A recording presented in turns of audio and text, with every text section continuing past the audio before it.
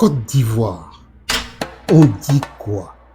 Jean-Louis Billon a-t-il traité les cadres du PDCI RDA de repéros? Jean-Louis Billon lui-même est cadre du PDCI RDA, n'est-ce pas? Peut-il se traiter lui-même de repéros? Jean-Louis Billon a au sein du PDCI RDA des cadres, des aînés, pour qui il a beaucoup de respect. Il a des amis, des camarades du parti, avec lesquels il entretient d'excellentes relations. Ils déjeunent même ensemble. Peut-il traiter tout ce monde-là de repéros? Écoutons exactement ce qu'il a dit. Je répète encore, Tidiane, pour qui j'ai beaucoup de respect, est parti en 2000. Il est obligé de s'entourer d'une bande de repéros qui lui disent « faut faire ci, faut faire ça ». Non, ça ne marche pas comme ça. Je suis dur avec son équipe. Justement, parce que cette équipe-là était absente de beaucoup de sujets. Et cette équipe-là n'était pas au devant des choses.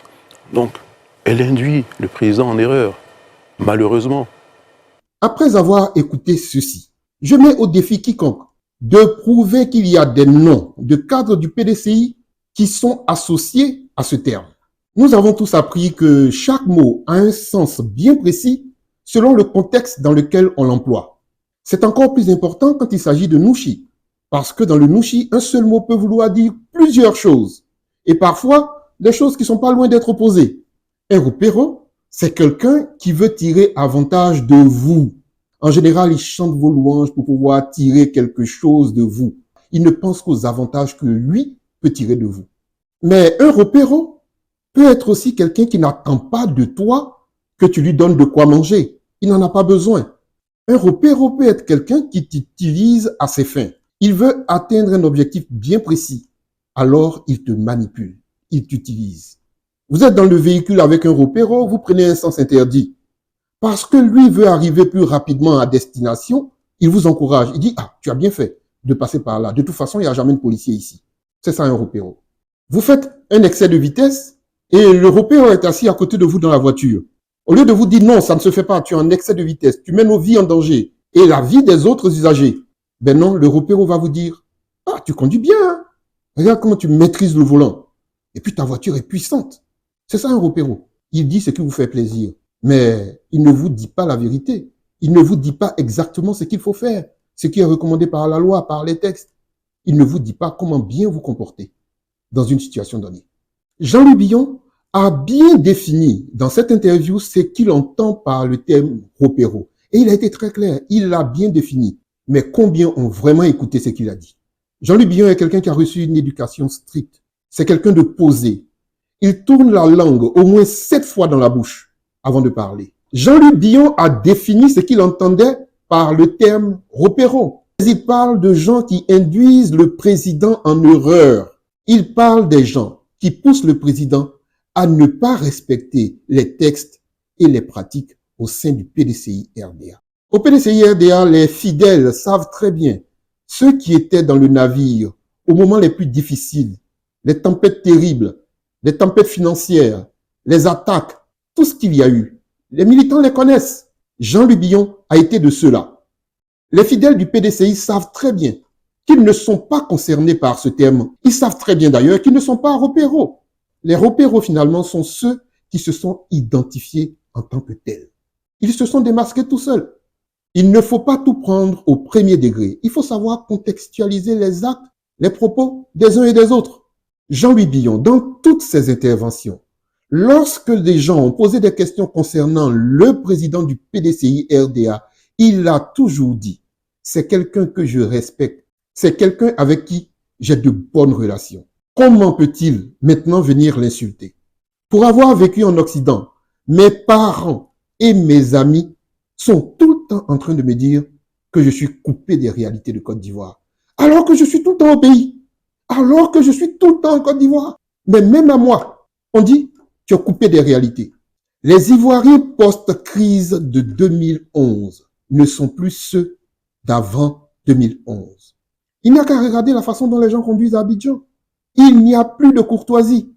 Ce sont les effets de la crise de 2011 et de toutes celles qui l'ont précédée. Voilà donc les mentalités et les jugements des Ivoiriens qui vont aller aux urnes en octobre 2025? Vont-ils accorder leur suffrage à quelqu'un qui a fait plus de 20 ans en dehors du pays? À un moment de l'interview, Jean-Louis Billon dit que le débat politique n'a pas encore commencé. Et il a raison. Parce que les adversaires du PDCI-RDA ne sont pas admiratifs du président du PDCI-RDA. Au contraire, ils ont trouvé dans son parcours, dans ses actes, dans ses propos, tout ce qu'il faut pour pouvoir l'attaquer et pour pouvoir le mettre en déroute.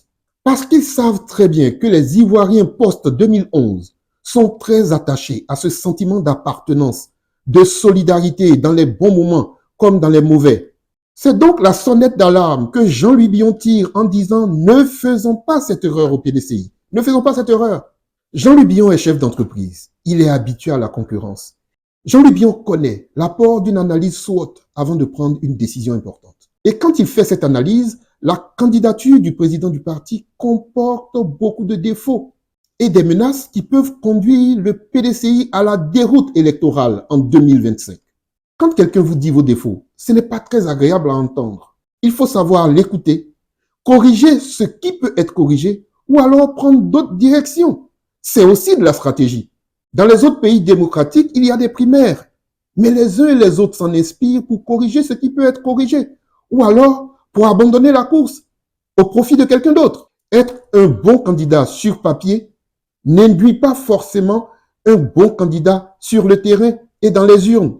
Il appartient au parti de bien analyser les choses pour choisir le meilleur candidat en fonction des mentalités et des jugements du peuple électeur de Côte d'Ivoire. Il ne faut donc pas tendre le bâton pour se faire battre. Les sages au PDCI-RDA devraient se poser cette question. Qu'est-ce que Nanan Boigny aurait fait dans cette situation? On me demande pourquoi. Je suis toujours avec le peuple et dans le peuple. Je vais vous donner une image pour illustrer ma conduite. Le plus gros poisson de nos fleuves, c'est le capitaine. Mais on nous dit, nos proverbes nous disent, le capitaine hors de l'eau n'est plus rien. Moi, hors du peuple, je ne représente plus rien. C'est pourquoi je demeure dans le peuple, avec le peuple. C'est de ça qu'il s'agit.